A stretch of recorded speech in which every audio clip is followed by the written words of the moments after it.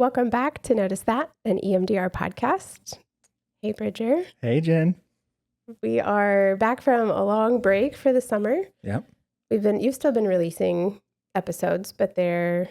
Can neither confirm nor deny Oh, no. There's been some, but... All right. Well, we apologize if there's been a bit of a gap. It's been quite the summer, so... Yes, it has. But you were releasing some that we'd previously recorded, so it shouldn't have been too much of a gap. But regardless, we're back. Yeah, here we are. Here we are.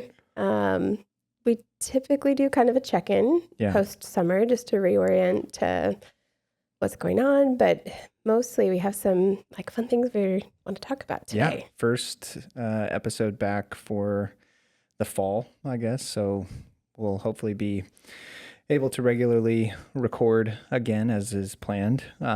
But there is, there are two kind of major things plus a third, I guess, to talk about today. Yeah. Yeah. How's your summer been? It's been good. Wild. Yeah. Busy, fun. I think that's kind of the energy every summer in our family. Kids are out of school. We try to take a break from work, so took the whole month of July off. Uncle Bridger took care of the counseling center. For those that don't have context, when Jen and Ryan leave, Uncle Bridger is in charge. When mom and dad are gone. That's right. Yes. Uncle Bridger is in charge, and it's different. Trash always gets taken out, though. The office looked great. Yeah. You're welcome. It looks tidy. It looks...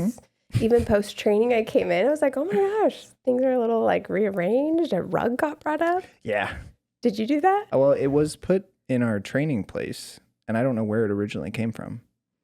It was underneath the trainer's setup. Oh, interesting. When I got there, and so I was like, oh, okay. I don't really remember where this was in this room. It wasn't. It was in the basement. I have no idea. Okay.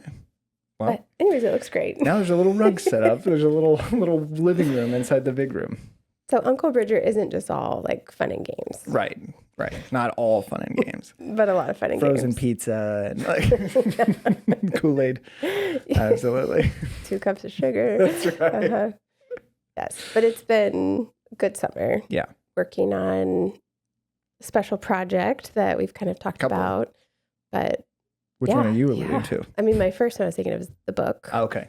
The book. We've mentioned it. Yeah. We're going to talk more about it today. Yep. But that was kind of a focus while I was off work for July, home with the kids, doing some traveling and weaving in time to write. Yeah. Which was fun. Yeah. That's really awesome. Fun. Any notable favorite writing setups that you found? Most productive or creative or? That's a great... What I do know is it can't be in small chunks. Right. It's a totally different headspace. Yes. And I tried to I'll just kind of got an hour here. Yeah, an hour here, even an hour and a half. And it's oh no. It takes time to drift into that space and find a flow. And Jen, believe me, I'm familiar with that constraint. That's where parenting has been hard in that way because I can't just turn on or turn off that space of creativity. And that's something that I had really kind of cultivated an intentional relationship with over many years. And then kids come along and your time. Especially infants. Right. Because they don't have long stretches of time before there's another need of some sort. Yeah. So it's something that Olivia and I are in regular conversation about is there space for me to have 3 hours anywhere? I know that's a lot to ask, but I really can't do much without that type of time and energy to focus. So. Yeah. And that I'm sure is even hard for her to imagine creating a 3-hour chunk of time. Yeah. So you knew you needed space or you learned that you need more space. Yeah. And then I think I've learned that soft instrumental music and earbuds where it can drown out any background noise is another kind of gets me into that space and flow more quickly. Yeah. This may not surprise you, but for me, it's true crime documentaries. Oh, I don't think I could. I haven't tried it, but I don't think I could do it. They have to be ones that I've seen. Okay. Because if not, I'll just be obsessed with it. Yeah. But if it's any of them that I've seen, I just turn it on and it becomes this interesting background noise. But you are still Oh yeah. tracking what's happening. In the docuseries? Yeah. Not really. Oh, okay. But that's why I've seen it. So noise. it's like, I know kind of where we are. We're hearing from this person, or they're at this crime scene or whatever. Yeah. Yeah. I discovered mine is, have you heard of the Piano Guys? Yeah. Okay. It's them. Okay. And it's like music I know or like really like or enjoy, and just music. Yeah. No vocals. Mm-hmm. Yeah. That's a good vibe. Nice. I had this image of you propped up in the camper somewhere, just like trying, or like sitting outside in a lawn chair. Yes, that for sure. Yeah. Yeah. Okay. Outdoor setup, outside. Sitting in the sun. Definitely. 100%. My outdoor setup like shades my computer screen, has a fan under it so that it doesn't get overheated. Well, Ryan did tell me that you came in flustered because your computer got overheated at one point. Yeah. And I was like, yeah, she's sitting in the sun. And he's like, yeah. I want to be baking, but not my computer baking. I am getting anxious just thinking about that. Like, we have those front porch swings. For you, but okay. Do a solid like 3 hours just kind of swinging in that little egg chair. Cooking in the sun. Yikes. Good for you, though. I'm glad you know yourself. How was your summer? It was good. Yeah, it's been, I had a summer class at the university that I taught assessment and testing and counseling. So if you want to get into that at any point, we can. We always could, for sure. Emphasize the subjective, as you might imagine. Mm-hmm. And I think for the students, it was an interesting kind of brush with the familiar of kind of standardized quote unquote tests and different inventories for imagining themselves as counselors administering these tools. But then I had a kind of reflection lab associated with every assignment where they imagined the subjective cost of each instrument. So oof, that's beautiful. It was pretty sick. I was pretty happy with it. Yeah. It was a virtually based course? It was all asynchronous as well. So just discussion boards and assignments and papers. How did you feel about that style compared to like a seated? I think at the beginning I had a lot of wonderings about the students, because I feel like with an asynchronous class, it puts all of the kind of flow and momentum on thoughtful course design and then student actual progression. And so it wasn't until the first writing assignment that I really heard their voice and how they started to express themselves. And I intentionally crafted the course to make many different ways of opportunities for them to express themselves. And they had 4 like multiple choice tests throughout the year. And that was what I waited to have, you know, a lot of the points associated with it. Open book. Nice. Obviously. Great professor. Yeah, that's how real life is. When are you going to actually need to sit down and know what 2 standard deviations actually equates to? Like, it's fine. You don't need to know that. You can have a chart next to your desk if you really need that. Right. Like, I don't know why you would. But yeah, so there was some statistics kind of in the beginning. And so there wasn't much like relationally oriented. I did mainly kind of focus on how are you feeling coming into this course? What are your expectations? And then they had a writing assignment pretty early on that I called the 3 prisms. And so they used 2 different standardized assessments and then a kind of qualitative writing and response prompt that I created. Okay. And to look at the 3 results as a mosaic of where they were in that moment. I hear the fingerprints of some other projects everywhere. in that. Yeah. That's yeah. very Definitely cool. a Bridger course. Yeah. So I did that. And then that was an A block course. So only 10 weeks. So pretty good. And then I had a research stipend. So got to work on a research project, which was really fun. Getting paid to write is always fun. So yeah, that was there. And then I had counseling practice, babies. Yeah. Willow was born. I was going to say, I was trying to recall if we've talked about that on anything. I don't think we've recorded since then. Is that true? I don't know. It's kind of a blur, but it feels like we have. But if we haven't, I don't think so.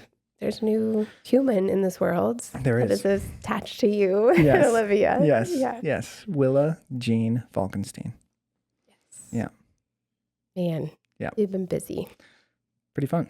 You're the godmother of Willa. I am. Yeah. Very proudly. Yes. Yeah. So that's fun. So attached fun. to you also, actually. Gosh, I'm attached to her. I don't know that she's attached to me yet, but I am very much attached to her. She yeah. will be. We'll work on that. Yeah, right. You got years for that to develop. Takes time. Yeah. She's still not attached to me in comparison to, right. to Olivia. Mom's the only one. Yeah, literally. Guy get handed Willa and then she's like looking for mom. That's how it's supposed to be, though. It is how it's supposed to be. Yeah. Okay. So where do we want to start? Well, you mentioned we're going to talk about the book. We're also going to talk about, there's a gnat. We're not going to talk about that part, but we're going to talk about EMDRIA conference presenting in just coming up so soon. Month. Yeah. Less than a month. Yeah. No, right 3 or around. 4 weeks. Yeah. Yeah. Yeah. So we have a presentation there that is actually kind of a glimpse into research that is very much relevant to the book itself, but a protocol for EMDR, specifically, enactment-focused EMDR. So we'll Which talk I about want, that. Today I want to give I don't know, I feel like the conference we've been naming that as a place that we're going to kind of launch the title of enactment-focused therapy for the first time in a really big audience. Right. But I feel like the podcast should get it first. That's right. And that's why we're here. That's what I want today to be. That's right. As really naming that, trying to give some kind of summary or idea or context around what that is.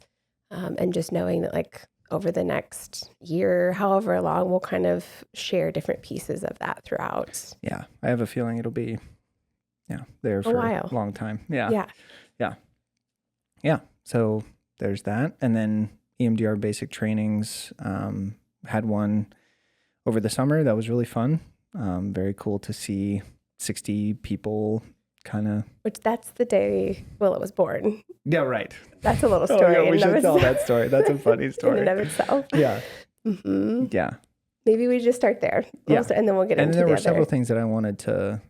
No. Yeah. I know where I could see the look on your face. There were several things that I wanted to keep track of. That's not for this episode. It is actually. Yeah. Several things I wanted to talk to you about. We don't have enough time. Well, we never have enough time for me to really talk to you about these things. So this is a great time. But go ahead. I'll sprinkle them in. Don't you worry. Okay, I'm sure I could count on that.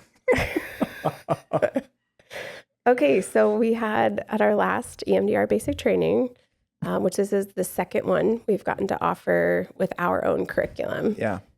Which, just as a side note, was so such an honor to have our curriculum approved and to get to run it. The first one was exciting because it was the first one. The second one felt different to me though, because it was we'd kind of worked out some of the kinks. We had a large group, in person and virtual. We navigated a hybrid setting, which is, I'd never done that before when I trained. We also then had facilitators, which is super fun to have beyond people there. Yes. Just felt very confident. Caleb and Rachel, who are a part of Beyond's counseling team, but then Brandon Bishop, joining us virtually with his group there. It was so fun. Yeah. But the hybrid, I think, was a cool setup to get to have people who maybe couldn't come in person or couldn't dedicate that much time to travel or be away from family, but could join virtually and have that full experience. Yeah. Get to learn as a large group, but then break out into small groups for discussions, and then, even smaller groups to practice. Yeah. So it was a full machine running, and it went so great. Yeah. For 5 days. And on the 5th day, here comes Willa. Yeah. Willa is coming. So Olivia. Yeah. Olivia was 9 months pregnant. They were really could be any time. Goldie was a few days late. And so there was don't know what to expect. Right. Every kid's different, obviously, but just going off the limited information you have in your own history. And 5th day, I get there. I'm supposed to have a certification call in the morning. So I'd already communicated to you. I'll be in the back. And then Olivia sends me a text message that is very low alarm. she was just like, hey, something's happening. Don't think it's anything. And she described what it was. And I was like, Olivia, go to the hospital. Like, this is not nothing. This is what this is. Like, she's like, well, I just don't know. And I don't want to leave Goldie. And like, you know, just all of this kind of, yeah. So I'm on the phone with her 5 minutes before my call supposed to start. And so I'm like frantically like messaging the group saying like, it's happening. Yeah. I think. So I'll see you. We're going to go just to be safe. And at, 3:13 on June 13th, she was born. Which was? Friday the 13th. Oh, I don't think I put that together. Yep. Huh. That's wild. Friday the 13th, baby. Nice. Well, that first day of the training, you had told everybody, just know, like, I may or may not, but it probably shouldn't happen. Which were you, like, proud of me for having named that? No, I thought that was awesome. One, it just, like, let people in a little bit on, like, what is a major thing happening in your world. Yeah. And everyone, I think, loved to know that and just, like, the excitement around it. Yeah. And then when the actual moment happens and you don't just, like, leave your call. You like come flying through. I was walking. No, you were Yes, I was. not. I was walking. I made conscious decision not to run. It was a fast walk, but I was walking. For some people, it was a jog. I have long legs, so it was a brisk walk. I think your feet were barely touching the ground. I mean, I was like, I was just so excited. Yeah. It was the most special memory. I'm going to like hold it forever. Yeah. Well, and it was memorable because I almost fell. You like took out a table. I didn't take it out. That's way too far. It stayed standing. Nothing even fell from the table. Okay. But it's like a round table and it did this like wobble. Yeah. As I'm trying to explain water break. But words are disjointed, stuck in your mouth. Like they can't like quite come out. And you're like pointing. And you had to walk between the presenters and the audience. Yeah.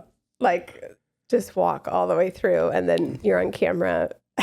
Everyone knows what's going on. I guess you weren't on camera, but everyone on virtual is witnessing it you guys too. were like, we're like, what? What is happening? And you're looking at me saying, water, break, water break. And you were pointing towards our office. And so I was like, is something happening at Beyond? Right. Like I didn't even put their break. Yeah. Like, some of the participants thought, like, is there a pipe that's broken? Right. But we put it all together. Nope. It was a great shared experience. I think everybody at the training was just celebrating you after you left. There was cheering, there was clapping, there was throughout the day, have you heard anything? Have you heard anything? So it was very special. Yeah. I don't think there'll ever be a training that great. Right. Hard to top. They're going to be great if anyone, wants to come, but I'm really sorry if you come that you missed this moment because it was epic. Yes. And as of right now, that's probably our last child. We'll see. You never know. Yeah, but it's pretty hard. So it's kind of a lot. It's really hard. So I'm all for like keeping options open and, you fall in love with them. And then you're like, what about one more? Right. And then, but it's been pretty hard. So, but you'll check in again at 18 months. Or 3 years, Let's like, why? 12. Why put a date on it? Okay. So anyway. Right. Basic training's great. Very fun. We have another one coming up. Just as well mention that here. We'll always have another one coming up. We're planning to try to offer 3 a year. Yeah. I think that's kind of our plan, at least for next year. Yeah. But we do have one in October. This year will be the last one for this calendar year. Happen to remember what I said the dates were on that. Was it 13th through the 18th? Or 12th through the 17th? Right.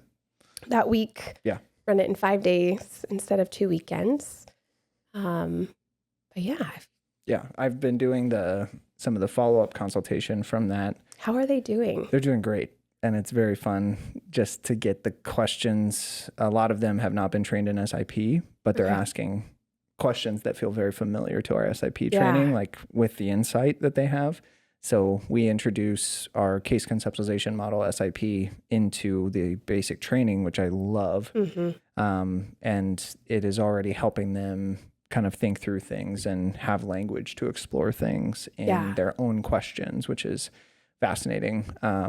Yeah. So they're doing really great. Had 2 calls. We structure that. You have 10 hours of basic training follow-up consultation. So the way I'm doing it is 5 2-hour calls. And that feels like a good amount of time. Definitely not any shorter, but I feel like even longer would get kind of Too exhausting. long, yeah. So yeah.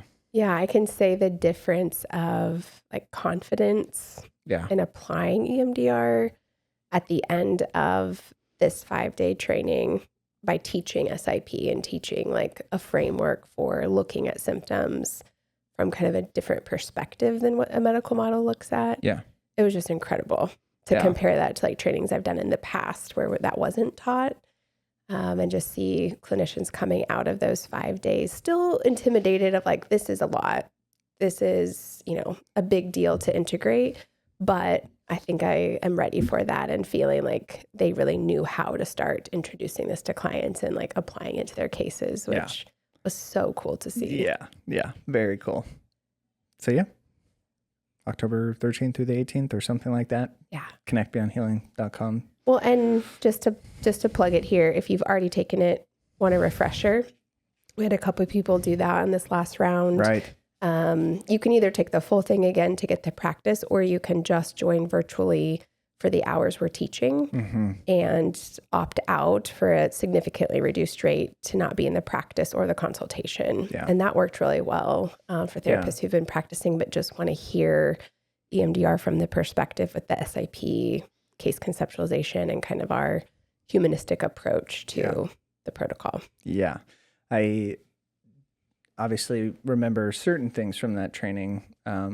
My mind is a little clouded with the hysteria of the birth, but with one of the participants that was taking it as a refresher, I remember having conversation with the facilitators that it seems like maybe they had a pretty negative basic training experience and were hoping to at least take the lecture portion, but ended up staying for the didactic as well. After the first day, I was like, oh, I want all of it. Yeah. This is, Yeah. I love hearing that, just to know that wounded therapists are able to find support and confidence and learn a whole new way of looking at EMDR that's maybe not so marginalizing. And rigid and icky. There we go. Yeah. Okay, let's shift. Okay. I am so excited to talk about the book, and I think that will lead into conference presentation. How like what kind of conversation do you want to have? Do you want to talk about the idea to reaching out to the publisher, to getting the contract, to Yeah. I'm also noticing I'm more excited than nervous to share, which is a shift. I'm glad. No, that's interesting. Maybe because we're further into it, or we've kind of it's very real. There's multiple chapters completed. Yeah. Like halfway in. Yeah. For you, I'm a little. It's okay. You had a baby. Yeah. Still got some work to do. Yeah, I took a month off and then you had a baby. Took a month in, kind of like you. Right. Like I took a month off of all the other distractions. Right. Yeah. So. Yeah. So I would love to just connect over the idea of writing the book, because my in some ways my first like idea that you were wanting to do a book was a text message that you were like, it felt like kind of a presentation or invitation, but it included like a brief kind of window into your working up to this idea and saying like, I'm ready, I want to do this. So I'd love to kind of just hear. Which I feel like the process really started a whole year before that. Right. At the summit. We were sitting in a presentation together. It was like the last day of just like listening to a bunch of different sessions. And I just looked at you, I was like, I really want to write a book together. Yeah. Which is, like, we've kind of like talked in general, people at Beyond, like we'll write SIP book or there's been this, but. And it's not on the surface, like, I don't know for the listeners what you think of that idea, but I don't think it's that like outlandish for us to be talking about that idea. Right. It's not like this, I don't know. It just doesn't feel like this strange out of nowhere thing. Yeah. Like the Institute has been very academic since its inception. Like writing is happening, talking is happening, presentations are happening. So I think the idea of the book itself would be an eventual in our relationship period. It would happen at some point. Right. But I think that moment for me felt different of like, it felt real versus what, in my experience, it was more lofty. I see. It's like, yeah, of course, beyond eventually we'll write a book, but it felt like this like lofty dream. And then it was like, oh, yeah, I want to. Like, I don't know, like it felt more embodied in that moment, or like I could feel the reality of it. Yeah. My experience of earlier conversations was, in general, your perspective was that you would love to participate, but you wouldn't understand like your role in the writing of a book prior to. Still at that point, not sure how. Okay. That I want to.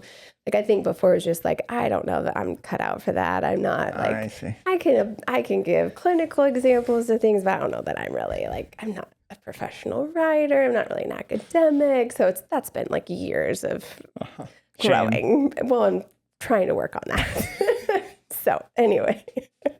Okay. But you're right. I think that idea of like, I don't really know what my role would be or what I have to offer to that process. I could take whatever you write and connect with clinicians like on consultation. I have something to offer. But then in that session at the summit was like, I'm interacting with people from all walks of life who have written books. And it's like, oh, I could actually see it now. Like I could see I could do that, but still not sure like the how.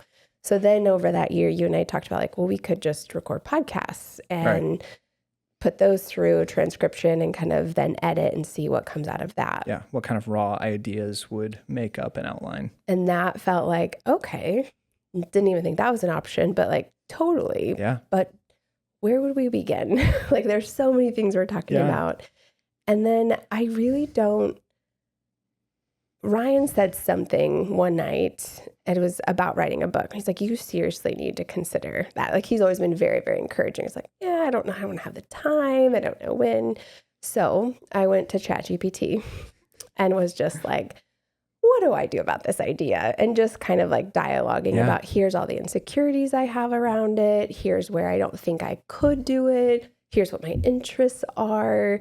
Like, these are the things I love to talk about, but I don't know, like, what would that even come together as? And then through, it was probably like an hour long, just like back and forth. And it was like by the end of that hour, things were already starting to piece together in something that felt more clear than it had before. Yeah. And I was kind of landing on this, like, the thing I feel like I offer the most consistently in consultation is integrating a relational approach to EMDR and explaining why it matters. Like, why does that relationship matter, and how do we expand protocol to leave more space for that? And so through just like raw thoughts into ChatGPT, the ball just starts rolling quite quickly. And then Ryan went out of town with all the kids. Oh man. And I couldn't go back and go ahead at training or something. I had to stay back, and he left with all the kids. So you had the incubator. Literally had 2 days and a night in the middle where I just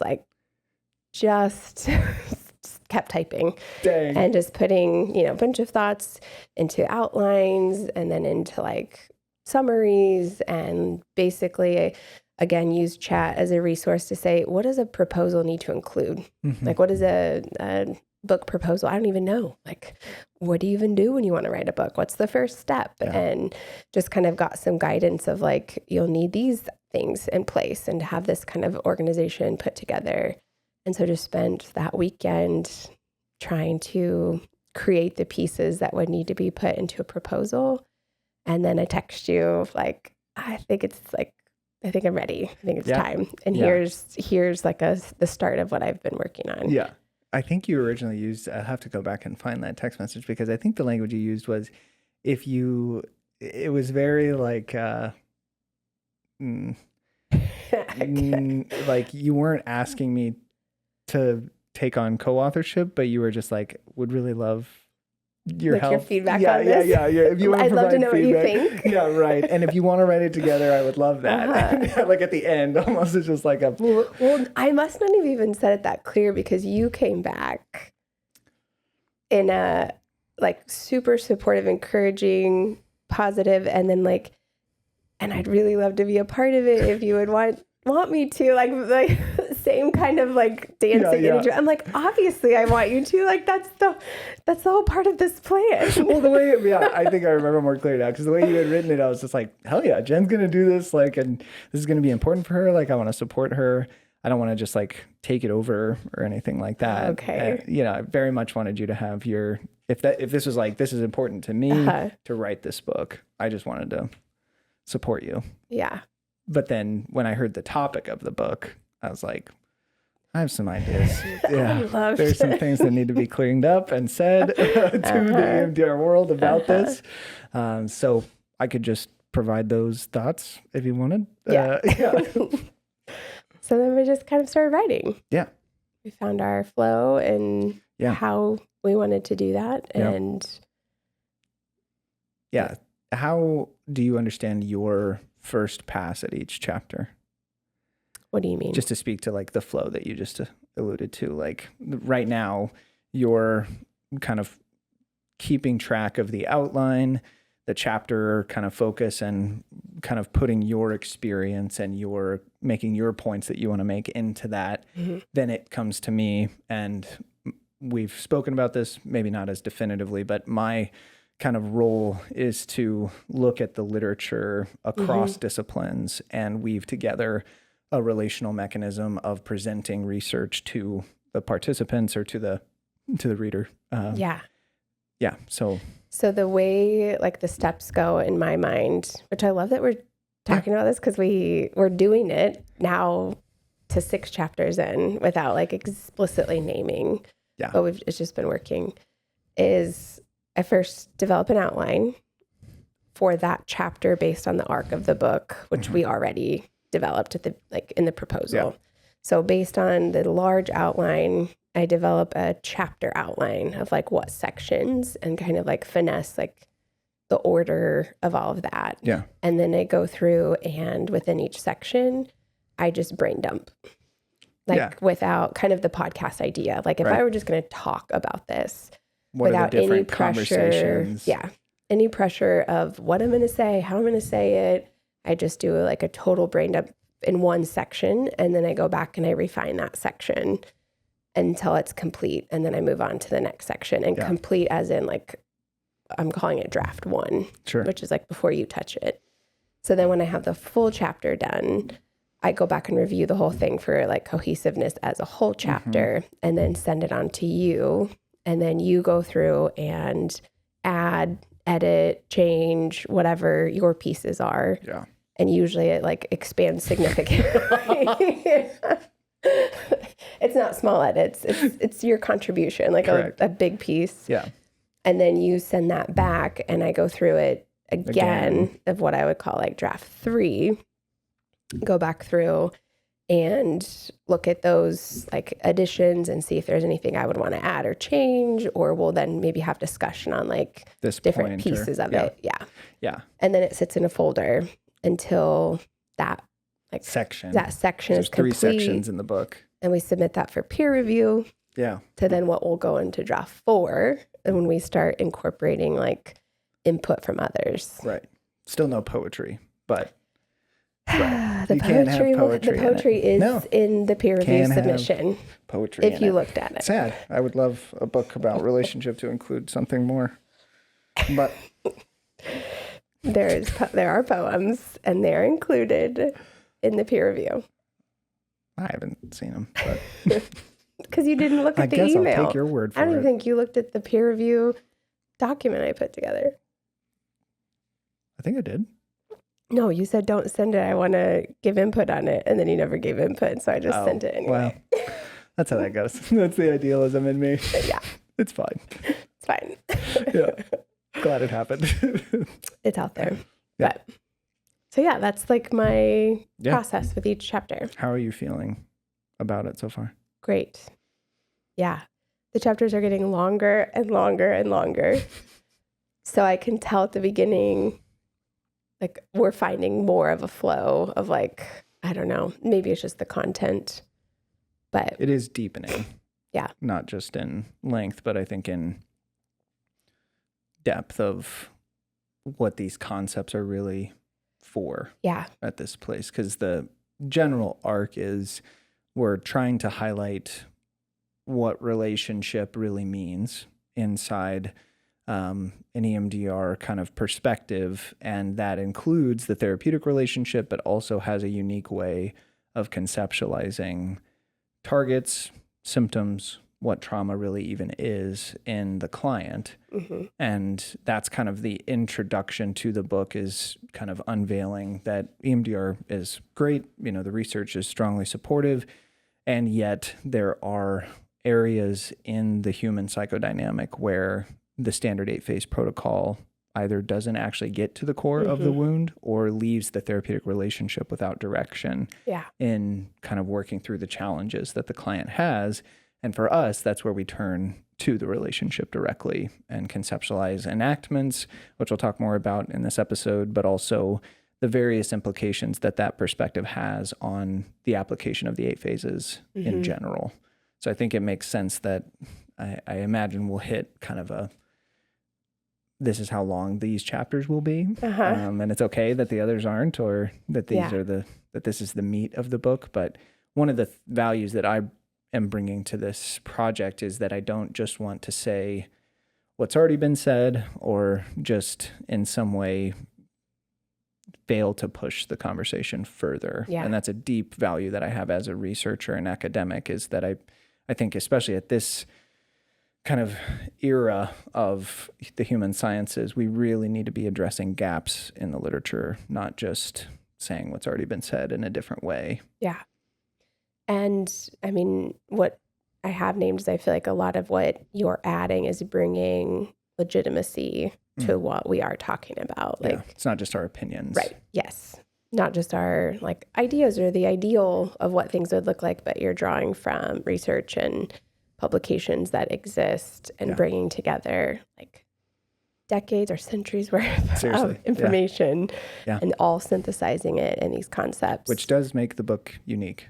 One of the attributes is I've not found that in many other EMDR specific publications, which is interesting. And what feels so special is that it has that layer, like that degree of, I don't want to say dense in the word that people think of like a negative connotation, but like density, like the,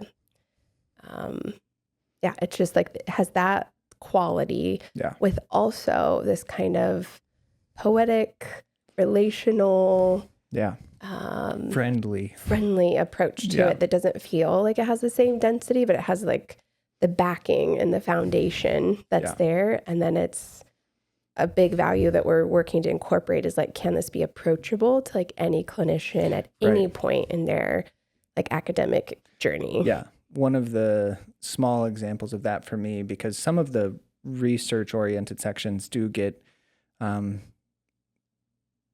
complex in the synthesis of various disciplines into this conversation, which I think is really an important growth edge for the book. Like, it needs to hold that tension from psychoanalysis to the relational approaches to cognitive behavioral to EMDR, and not in any way alienate, but to integrate that kind of synthesis.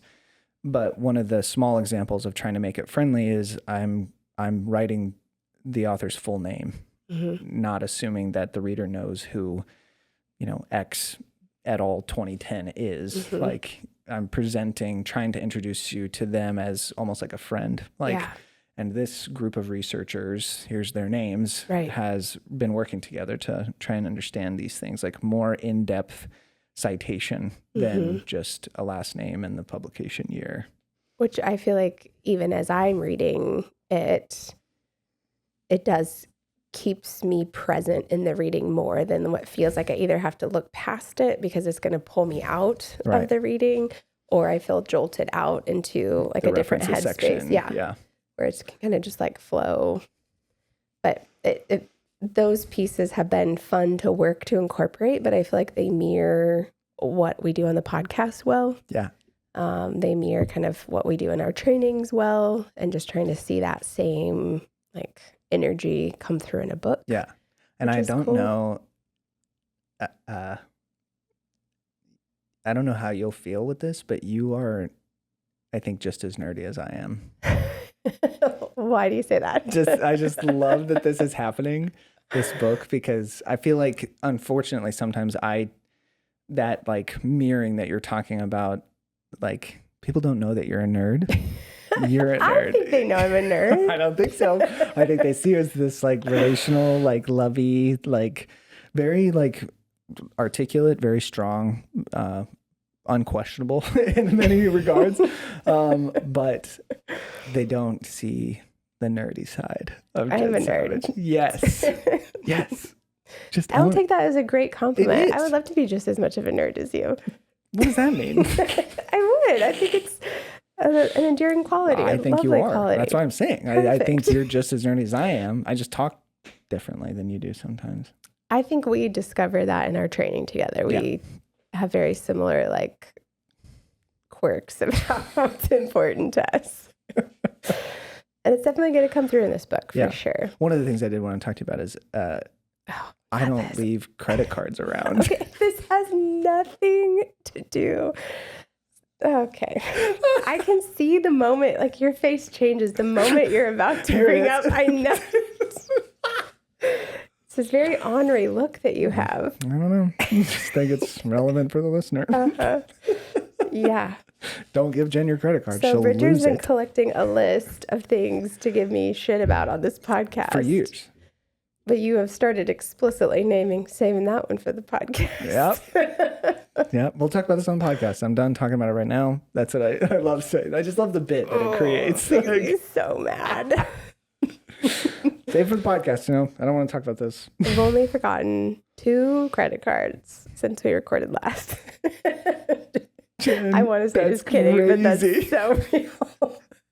But that's only 2 in like a year. Yeah, right. Okay. Unreliable narrator. You? Yeah. How many credit cards do you think it's been in your life? Total, not that many. It's just bad timing. Right. Just Okay. very unfortunate circumstances. Okay. But yes, back to what you were saying. I want to, before we move on from the book, just want to give like the 3 parts and name that, because I think that feels, again, like a special way that we're approaching writing on this that hopefully will feel intriguing to the listeners. But part 1, they're not like formally named, I guess. Maybe they are in there. They are, but I'm not. Okay. Yeah. But part 1 is focused on like theory and kind of presenting the like why for the rest of the chapters and giving some of the background with EMDR, but also like heavy in the theory around intersubjectivity and enactments and how those show up in just the relational focus. Yes. Yeah. So that covers the first 3 chapters. And then the middle section is on the 8-phase protocol and looking at modifications throughout each phase to incorporate the relational emphasis more. Yeah. Also applying in that section like clinical tools. Yeah. So with each phase, whether that's case examples or an actual tool that you could integrate into that phase. So it becomes very applicable to the therapeutic relationship in the space that you're going to practice it all in. Yeah. And then part 3 is the therapist taking a look then at themselves and doing like a deeper dive into their participation in the relationship and what shows up for them that influences the therapeutic relationship and how therapy plays out. Yeah. I'm stoked. It's cool. Yeah. It's going to be good. Yeah. Poetry would be interesting if you're just the transition between sections. I just feel like we should readdress it. Yeah. Thank you. We should consider that. It's already in there, but whatever. But in the second section you mentioned of, how enactments show up, I really think that's a good transition point to talk about the presentation. Yeah. Because I think on the surface, they might seem like parallel, not necessarily intertwined.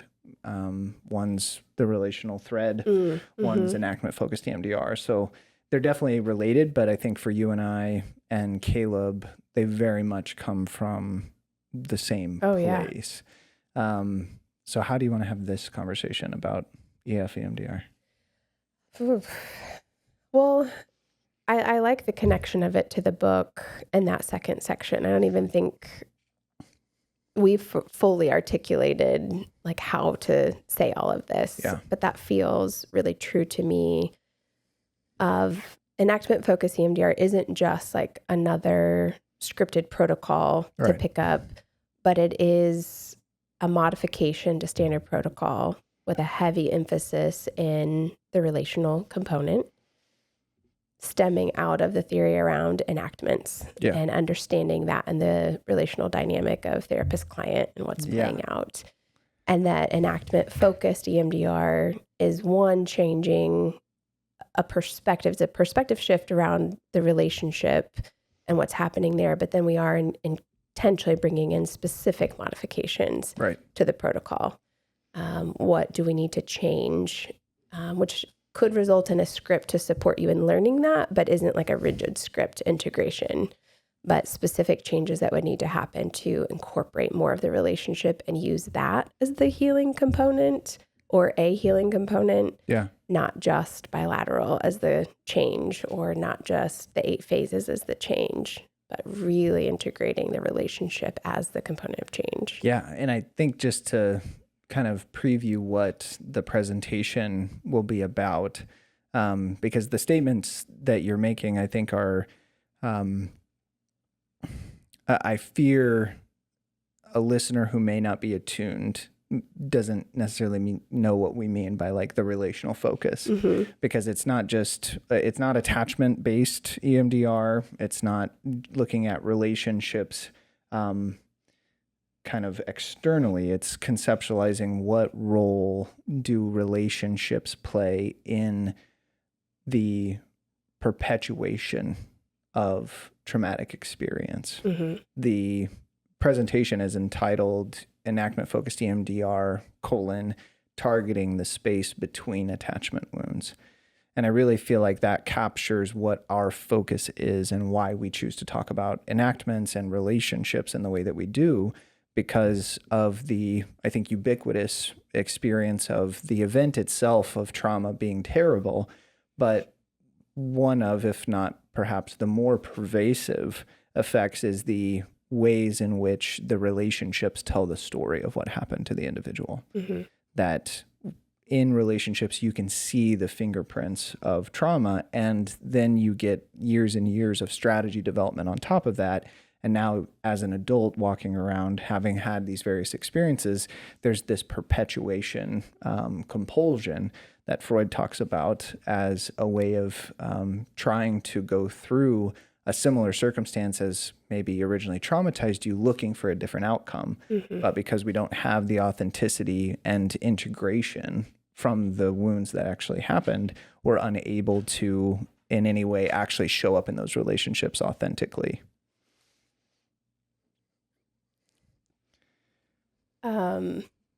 Yes, sorry. Say what Go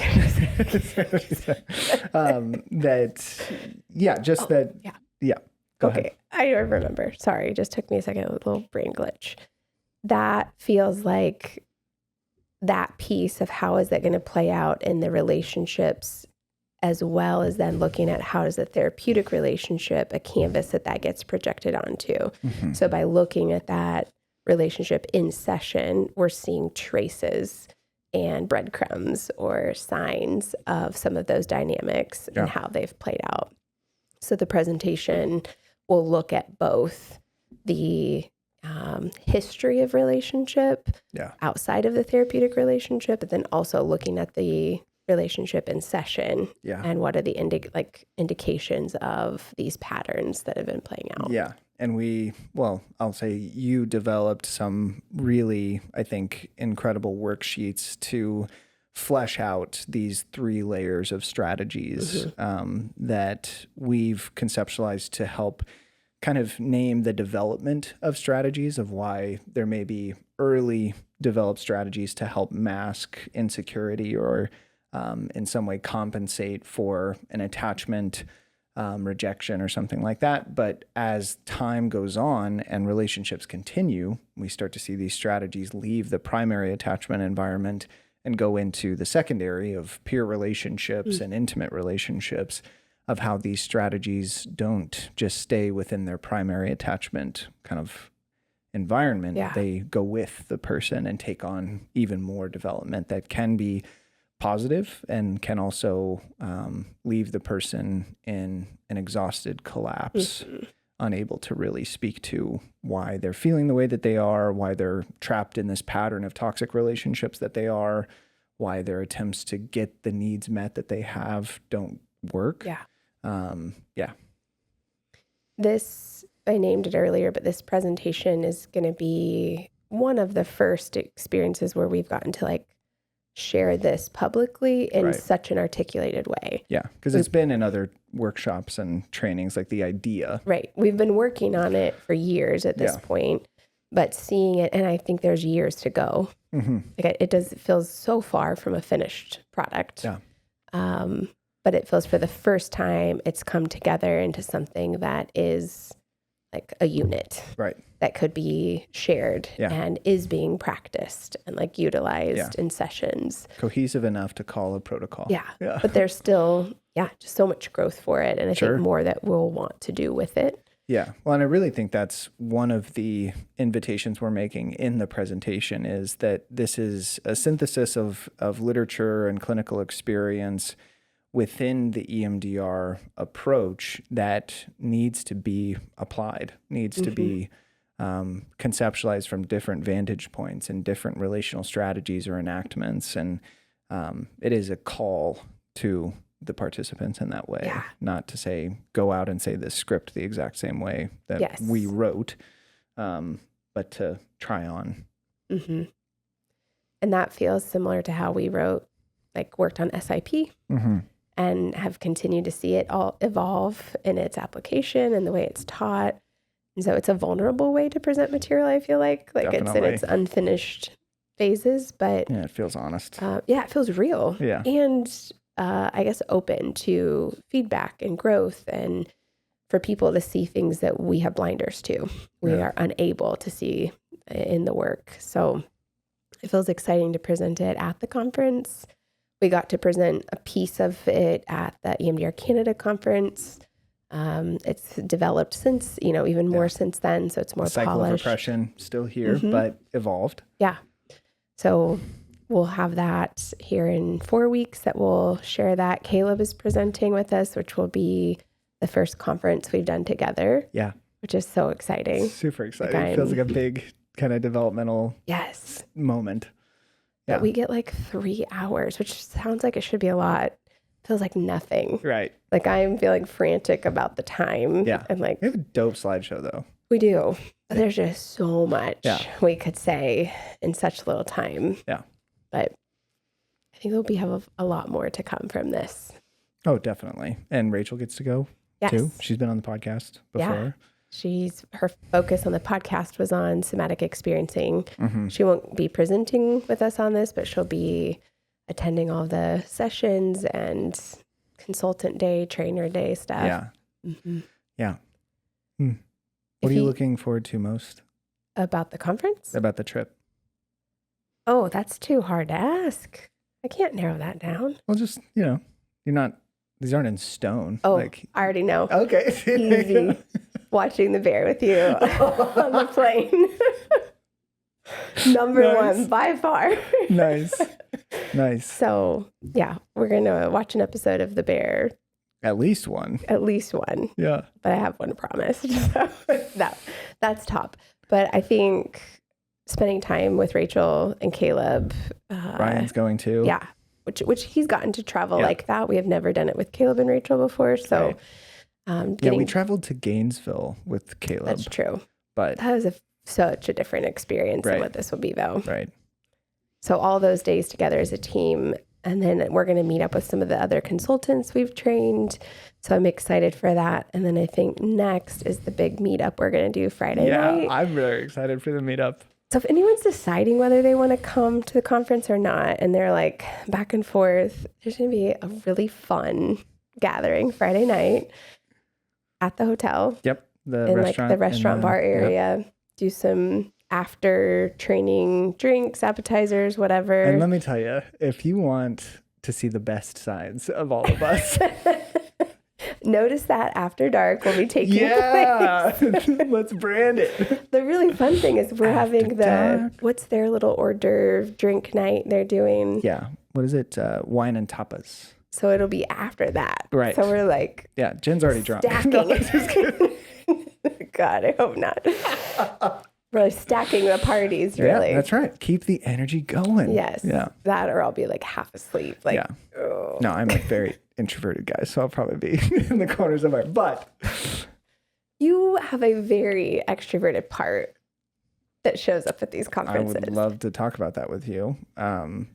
With you, yes. I think I'm very open with you, but I'm pretty anxious. You're saying just one-on-one? Well, if we can be in a bit in relationship. Right, which is a part of... Okay. It's not all of you. No, I'm not saying the rest of you isn't like riddled with stress and anxiety. Oh, okay. Gotcha. It's just a part. I was going to say, I am not an expert. Do not say that to anyone. I don't want to get signed up for something. No. Just a but part. I can be in a bit. Yeah. With my best friends. Yeah. Let's do the show. Right. You'll chat with anybody. Yeah. Absolutely. That's character. Yeah. And I could be podcast host Bridger right now and out there. Absolutely. Yeah. And we'll have a blast. Yep. Yeah. I'm stoked. Ryan seems super interested to travel and go to the beach and stuff. Oh, yeah. I don't know if we're going to make it to the beach. I don't know how to anticipate. He keeps plugging it. I know. And that's what I'm saying. I don't know how to anticipate that energy of just is he just going to be trying to wander off into... Maybe. That's his He's vibe, what cool nature thing is by here and how do I be there? Yeah. As much as I can. We're going to go to the booth and where's Ryan? Yeah. Kicking back in the sand. Comes back with a handprint sunburn on his stomach. What happened to you? Don't forget that he has sunscreen on his nose. Were you here all day, Ryan? Mm-hmm. Yeah, totally. Yeah, you ran this booth. Yeah, we'll have a booth. If you're coming, come see us. Yep. Our presentation is Thursday, day 1 at the conference. That's Friday, I think. Day 1 is Friday. Friday? Yeah, because it's Friday, Saturday, Sunday. Oh, that's right. This is the consultant day is Thursday. Yeah. So we'll present Friday. Friday. Watch. Then you'll go to the after party after that presentation. It's going to be fun. Yeah. Or we'll be critiquing the presentation in our heads and just be negative. Why did nobody clap? Do you think they hate us? Probably. Not a single person asked a question. Who cares? Okay. It'll be good. I've already been dreaming about it, working through all my stress points. So let's not add to that. Need some good sleep tonight. We're setting up for the podcast today. And Jen's I've been dreaming about the conference. I was literally? She's literally. Yeah. Not fun dreams either. I don't think anything you named is going to happen. My parents showed up. Olivia and the babies came, which I was thrilled about. She was stressed, of course. Of course. She goes to California. One might wonder why. Are they there? Yeah. It was. Was I stressed? Yeah. Okay, good. That's real. Yeah. You were oh, how am I going to do all of this and be a dad? It was wild. Yeah. So, but that's not going to happen. No. Okay. It's just going to be great. Yeah. Okay. So pretty fun. I think we covered it. I feel complete. Yeah. We'll be talking more about all of this. Yeah. We'll circle back. Definitely. Yeah. And more podcasts will be recorded. So lots more space. Okay. Bye-bye for now. Bye.